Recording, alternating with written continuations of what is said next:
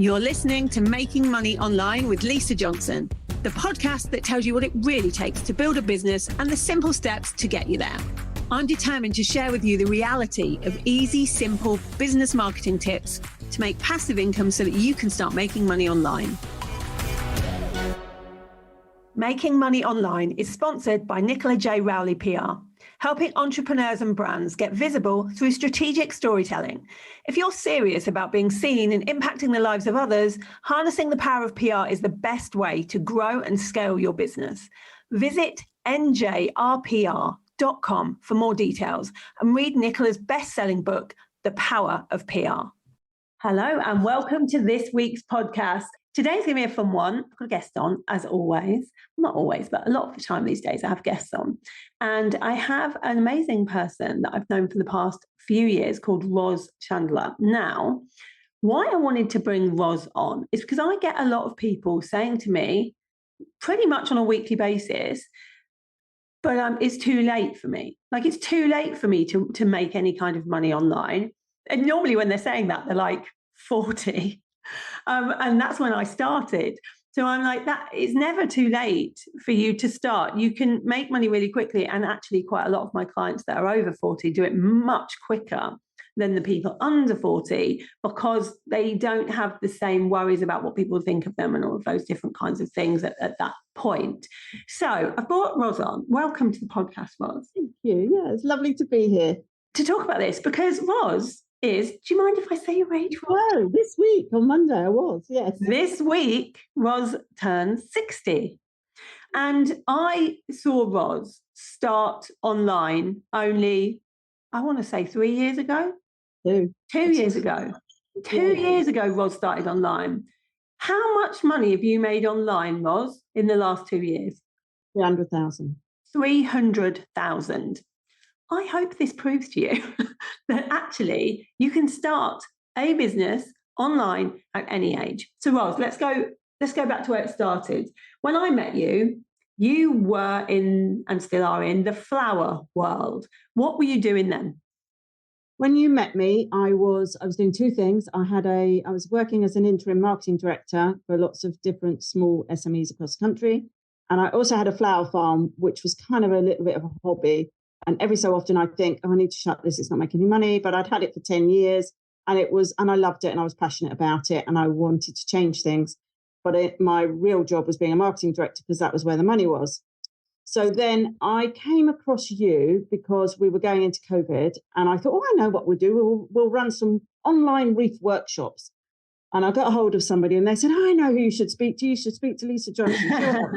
Online reef workshops. And that's what we did that first Christmas in 2020. And we set up these online reef workshops and someone said, you need to do this one-to-many course with Lisa. And I said, what's that then? So I signed up. Signed up on Christmas Eve, actually, and thought, I could do this. And these reef workshops were really successful. We were sending out the reefs in boxes and people were in COVID and they were making them at home. And I was thinking, maybe I have something in this. So I did Lisa's one-to-many, which was amazing and changed my life completely. And before I finished one-to-many, so in the February, I decided that it would be really nice to have a course to teach people to grow their own cut flowers. And if everybody just grew cut flowers or one or two or did it in pots or however big they wanted to be, that we would stop importing the 90% of flowers that come into the UK from Africa and South America, and we would help save the environment.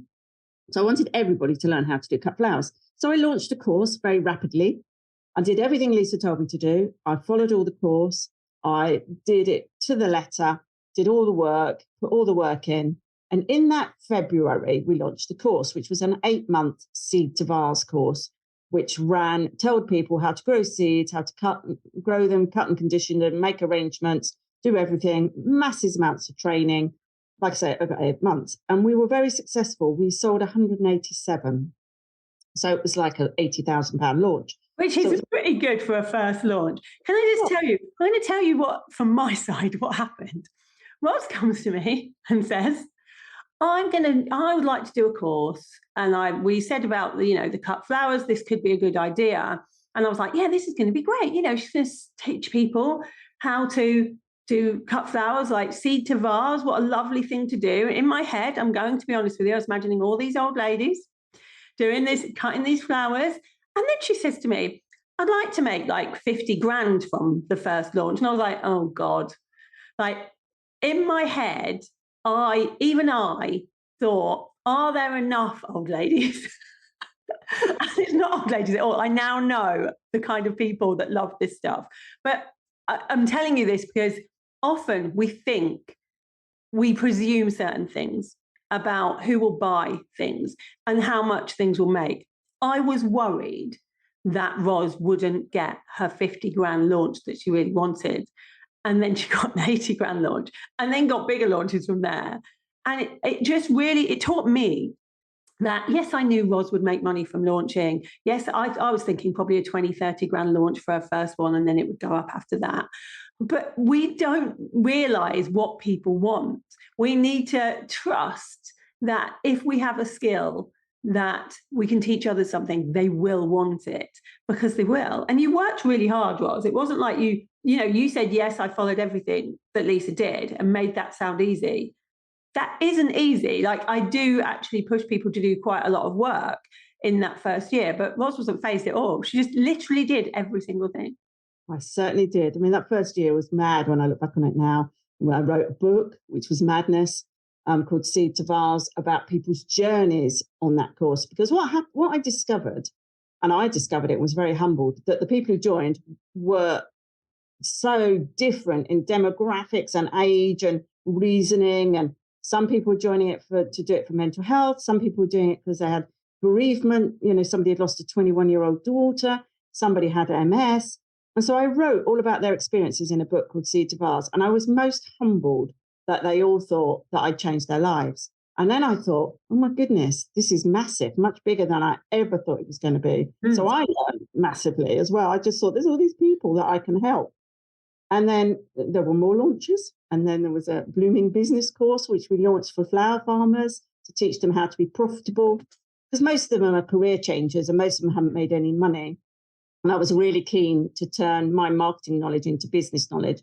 And so they joined that. And then I ran a propagation course. And then I set up a membership. And then I did a podcast, which is a regular podcast every Friday. And it's gone mad, absolutely mad. And we're just about to launch again for the third year, which seems mad because it's February, but it's really only 2 years. And growing cut flowers and being outside in nature is suitable for everyone, from a child to someone in their 90s. And that's what shocked me too. But isn't it brilliant? I love that can happen, that we can be still shocked by things like this after seeing this many launches. Is brilliant. And I love that it isn't just about the flowers, is it? It is, like you said, like, it's helping people who have been through things get outside, especially during COVID. Like, people needed it during COVID. They needed to get outside and to get back to nature and to think more simply and all of that kind of stuff. And I can see how you're helping lots of people do that, which is brilliant. But then you realised, I realised, I suppose, that you had a bit of a talent for people that had worked with me and with other people. People do lots of courses and they do okay on courses, but I do think there's a big percentage of people that buy a course and then they don't do it, or they do it and they don't implement it. And that worries me, because I don't want people buying my stuff and then not implementing. So I had a word with Roz and I was like, you're really good at like getting people to do stuff. I mean, you would admit yourself you are a tough love kind of person. Very black and white. I will tell it exactly as it is. Yeah, absolutely. Sometimes I think people need a bit of tough love, because it's not as easy as some people think it is. Like, you do need to just graft sometimes, especially in that first year. And so people were doing one-to-many. The people that were like saying, oh, I'm not really sure, I was like, go to Roz. And so people were going to Roz, and Roz was helping them actually implement. And there's clients that we've both had in one-to-many and then working with Roz that have now done amazingly well, because they knew the knowledge from me. They knew what to do, but they just didn't do it until they worked with Roz. And so then you came up with this other side of the business, which was to help people in businesses. Tell us about that. Yeah, I came up with sort of almost like an accountability coach to help other people who had taken courses and we kind of knew what they needed to do, but not really how. And so it was like, okay, let's break this all down. Let's do some sessions together. This is what you're going to do this week. It's all about, as you know, Lisa, about visibility. So how are you going to increase your visibility? How are you going to grab audience share? How are you going to make money? And I kind of hold them really accountable. You're right. It is quite tough, soft on the inside, but quite tough in terms of how you've just got to do the work. And I love it. I really love it because I can impart all my marketing director knowledge and my strategic business knowledge, and I can help them make decisions about. I mean, ultimately, they need to invest in themselves, and that's for some people that's quite a big mindset jump because they've got the course, they've got the knowledge, and the next stage is they need to invest. So they have to take some risks, and I'm a really risky person because I kind of think, what's the worst thing that can happen? You know, what would absolutely happen if you did a whole Facebook campaign and the whole thing dived? I don't think like that. I think you do a Facebook campaign and you're going to make millions. So you've got to be really optimistic, but you have to know that this journey involves investment in yourself. Yeah, and you did do that quite quickly. So, you know, when in the first year, normally people are just learning, they're thinking about implementing, they might start implementing a little bit, but they do it generally slowly. You went straight in with, Lisa, who do I need to hire? And most people don't do that. And so it was like, okay, get a tech VA, you know, if you want to make money, let's get these things in place. And you did. And that was a risk because at that point, you weren't making all of the money. No, big risks. I mean, even now, you know, I have a big team now, both on the farm, because I kind of think like I'm running two businesses. I have a flower farm, which today has 3 people working at it. And then I have an operation online, you know, which, you know, I have PR, I have content writing, I have a Facebook ad agency, I have an operations manager. I have a big resource behind me because I couldn't do it without it. And I take risk, and I still continue to take risk. So with these risks, you know, you did do all of those things. And I think it's important that people realise that you did all of those things because some people do try and do everything on their own. I did. For the first 2 years, I didn't employ anyone. It was just me. And I got to 7 figures that way. But when I look back now, I've realised how much easier and quicker it could have been if I did take on even just one member of a team. It would have been better. Do you think that the reason you did that was because of your age? Partly. I mean, I'm a risk taker anyway, partly. And partly because I'm a really good delegator.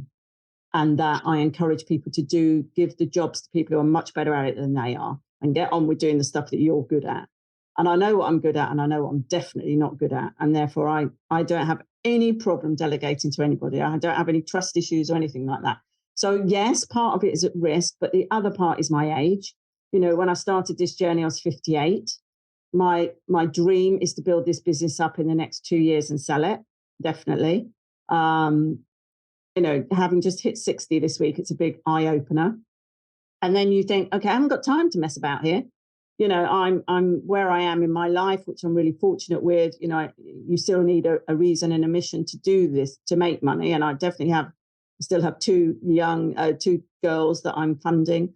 And I'd love to help them buy flats in London, and everybody knows what they cost. So I have my mission, which is very different to lots of people's, but I need to do it quickly because, you know, my husband's 67 and I'm 60, and this has got to be a 2-year, 3-year plan. So this is all or nothing. I love that, though. I really like that you're like, right, I've got 4 years, 5 years max to get this done, to get this sorted. There was no, I'll think about it for a year and I'll try and be perfect. And, you know, I need to get my mindset in order. There was no time for it. It was just like, I have to get this stuff done. And I see this a lot. I see it a lot. I've got clients who are 50, 60. I've got 2 clients that are 70, and they don't muck about. They just go in and do the things that need to be done because they have the goal in mind and they do it. And I kind of wish that some of my 20 to 30-year-old clients would have the same urgency, because it would stop all of that worry about what people think, or, you know, what if it goes wrong? What if I fail? And all of that stuff that people worry about, because actually at the end of the day, it doesn't matter if you fail, because at least you've tried something. Oh, I've had lots of failures in my career. I could have, you know, when you've had a digital agency of 13 or 14 years with 30 staff and you put it into voluntary liquidation, you soon learn pretty quickly. So there are certain risks that I've taken that haven't paid off. But I'm jealous of people in their 20s and 30s. And I want to say to them, just do it. Because to be honest, you could make so much more money because you've got so much more time. And what I find is that I get sort of, my only anxiety is I want to do it even quicker. So I'm jealous. I'm absolutely jealous. If I was 20 or 30, I'd have, I would do exactly what I'm doing now, but even quicker. What do you see now that you've worked with lots of business owners that, are implementing and they're now doing really well? What is the problem that you see that people aren't doing when they're doing these courses? So, I have all the best intentions when people come and do my courses, and I'm like, everyone needs to implement. And I kind of push it onto them, like, you must implement. You can't just know this stuff and not do it. You will only get the results if you implement. There are always some people that don't. When they come to you, what is the reasons that they aren't doing it? Some of it's in belief in themselves. And belief in themselves and investment in themselves is taking a risk. And it's an action plan and accountability. Like, by next Friday, you're going to have done this. Oh, okay, then. No, really. By next Friday, we're going to do this, because otherwise it will be next month or 6 months or next year. And so it's about what goal have they got and how quickly do they want to do it? How much, let's start with a piece of paper and go, how much money do you want to make this year? Okay, let's break that down. So really, if you don't do this today, it isn't going to happen. I'm going to make it. I wouldn't want to come and turn up on the Friday not having done the thing that you have told me to do, Ron. I can see why people are doing the work. And I think that is it. It's a belief in themselves. It's actually forcing themselves to do things. It's why I get so frustrated when we put something out there, like, do you want to do this? Like, at the moment, we've got a strategy course out there, and I've had at least 30 people put it on their vision board. I can't tell you how crazy that drives me, because I know that the people that are like, I'm going to put it on my vision board for next year. Are you doing this next year? I know 100% they won't do it the next year. They'll put it on their vision board, or they'll have something else on their vision board, because people put things off all the time. I believe in vision boards, and the reason I don't believe in it is because I think if you're going to put something on your vision board, it means you really want it. So why don't you work out how to get it, like, now? There is always a way. If it's about money, work out what you can sell and how you can make money now to do something. Or if it's not now, at least start on the journey of it rather than putting it on your vision board and then thinking about it again the next year. And it sort of drives me crazy, this, there's so much time to do everything. And I think it's because I'm getting older. And so that time. Yeah, we will run out of time. And we have 4,000 weeks in an average lifetime. And I always think, okay, what week am I on? What am I doing this week to make sure I'm making the most out of it? Am I wasting this week? Because out of 4,000, I can't afford to waste one. Waste an hour. So it's like, I work really hard. I really graft. I enjoy it. My children, I'm going away this weekend for my 60th birthday party, and my children have banned me from being on my phone, but I kind of worked out how I'm going to do it. Because I'm in the middle of launch, so I still need to let people into the groups and so on. So I will take my laptop. So I've kind of worked out that on the way down there, I can pull into a lay-by on my phone and I can do that. And then early in the morning, if I get up really early, nobody's going to know. So it's kind of, I will obviously take a few hours off, but it is graft. It's absolute graft. Yeah.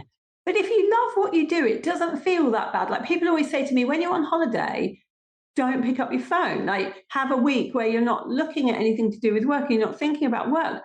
I do it for about 2 days, and then I'm like, I'm so bored. Like, I don't mind looking at my phone. I don't mind helping a few people while I'm on there. It doesn't really bother me. It makes me excited. And so, you've got to do what works for you, haven't you? If you need that time off and you really need to completely switch off, do it. But I don't know many business owners that do. I'm looking back to my holiday in Portugal, 2 weeks on a villa last year. And I was on my sun lounger, and I love with my phone. But I planned this whole of this year. I planned both the farm, what we're going to plant. I wrote lots of content. I did some stuff for the course, and actually I really enjoyed it. So I was quite happy doing that. And I will carry on doing that. So, I mean, my friends, I say, oh, I'm going to give up in a few years. And they go, yeah, right. That's really funny, Roz. That's really funny. You'll do something else. You'll be, you'll do more mentoring, or you do more accountability work. You'll do something else. And you probably will. But if we're enjoying it, why would we stop? No idea. Exactly. Thank you for coming and chatting to me today. If there is somebody out there that is like, oh, I've done a course and I haven't implemented it yet, and I don't know how I'm going to implement it, I don't want to go and watch it all again, I need someone like Roz to make me do it. Where is the best place for them to find you? If you really want to do it, I'm the right person. Contact me. On Instagram, I'm at Fieldgate Flowers. My website is Fieldgate Flowers. I've got a couple of websites, but you're probably better to get me on Instagram and just DM me. That would be great. Yeah, so we'll put those links in the show notes so that you can go and do that. Thank you for being here, Roz. Thank you, everybody, for listening. I hope that this has shown any of you that are listening thinking it's too late to start something, that it never is. You can start whenever you like. A couple of years down the line, things could look very, very different for you. So if you're thinking about starting any kind of business, online or offline, start now. Don't keep putting it off. And I'll be back next week to help you even more with making money online. Thank you for listening to Making Money Online with Lisa Johnson. If you'd like to get hold of my guide to launching, go to lisajohnson.com/launch and let's get you making money online.